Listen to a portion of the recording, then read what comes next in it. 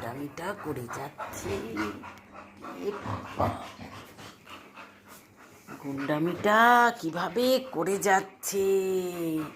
হ্যাঁ, রে বাবা রে, আজকে সারাদিন আমরা বাড়ি ছিলাম না, আর ও আসা মাত্রই ওর গুন্ডামি খাটের উপর উঠে।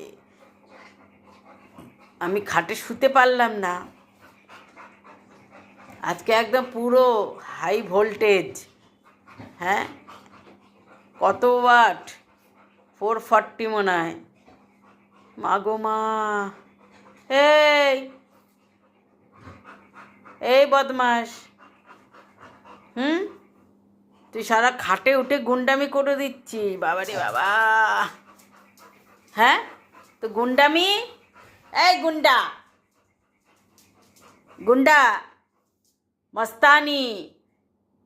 এই এই বদমাস গুন্ডা, কোথাকার গুন্ডা তুই? পানিহাটির?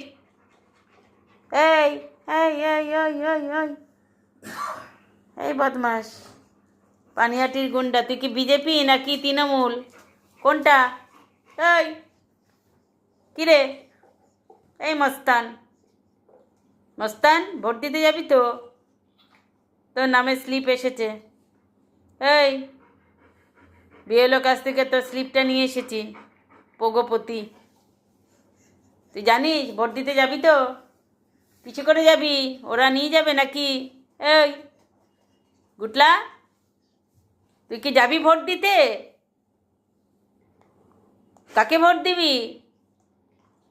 তোর তো চাকরি যায়নি। কিরে, এই তুই তো যুবসাথীর টাকা পাচ্ছিস, পাচ্ছিস তো, লক্ষ্মী ভাণ্ডার পাচ্ছিস।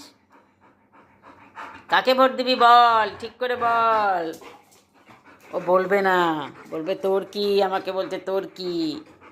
তোর অত জানার দরকার নেই। এই কথা বলে আমাকে তেড়ে আসলো। এই এই যুবসাথী,